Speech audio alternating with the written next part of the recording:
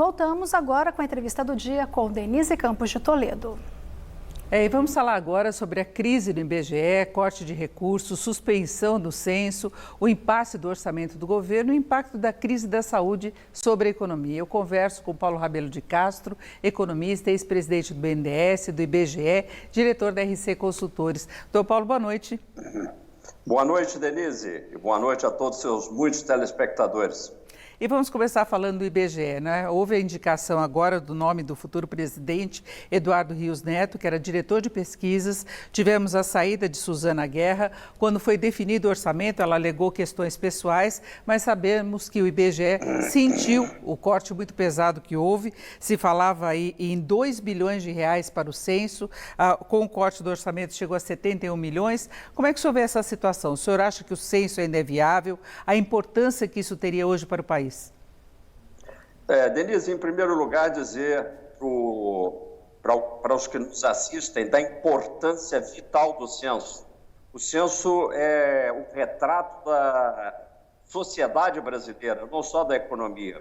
Faz a contagem da população de todos os municípios, cuja contagem está atrasada e ancorada lá em 2010.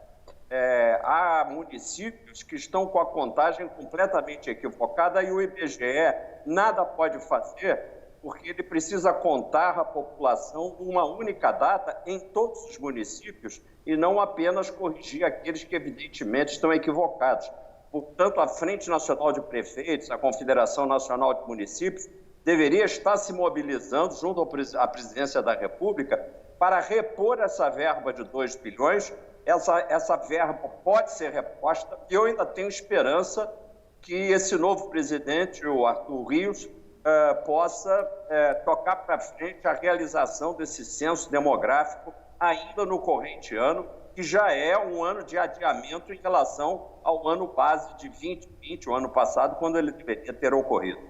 A partir desse retrato dos municípios que se pode definir, inclusive, políticas do governo, não é?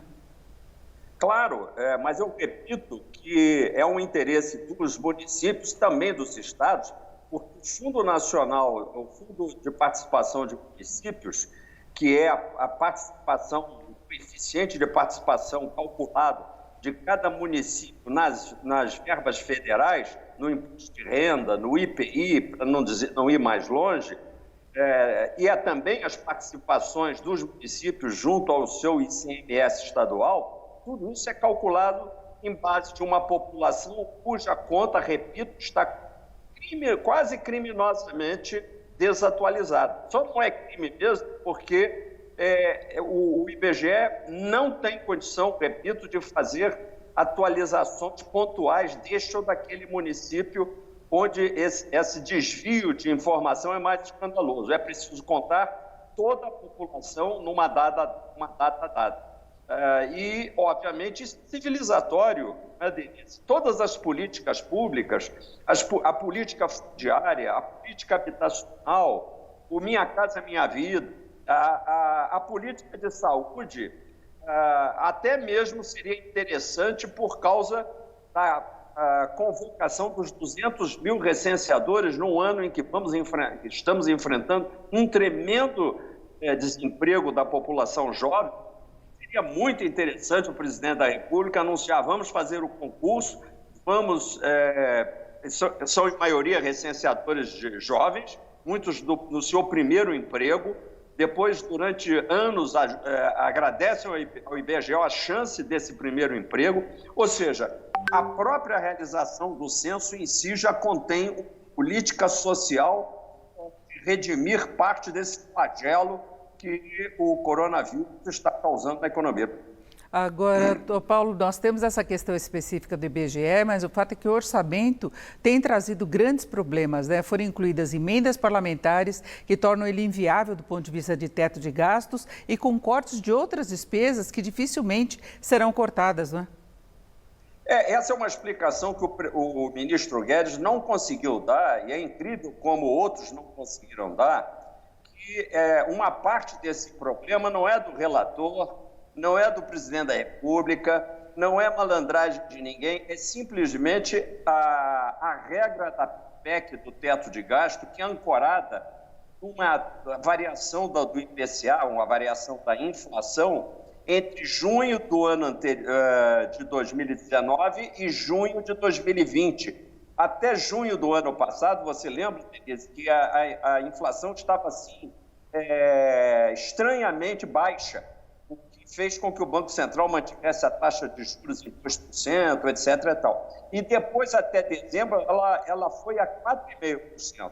Portanto, a variação orçamentária que está hoje tolhendo a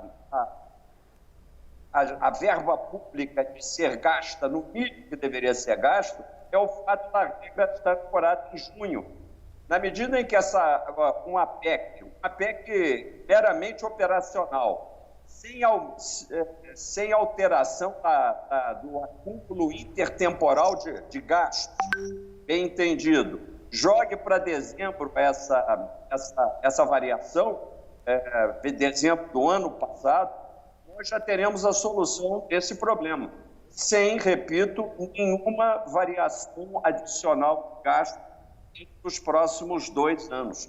Isso pode ser perfeitamente resolvido e dentro dessa PEC, que faria essa alteração pontual, mais do que justificável num período de pandemia, nós poderíamos também recompor a verba para o censo. Essa seria, na realidade, a menor dos problemas.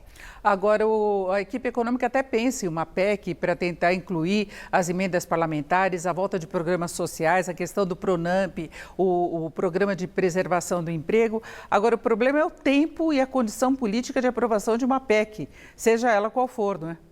Pois é, mas veja só, da maneira como nós estamos propondo essa alteração, ela deixa de ser uma alteração pontual, casuística, para estabelecer exceções à regra do teto de gasto, excluindo o PRONAMP ou um outro gasto de saúde.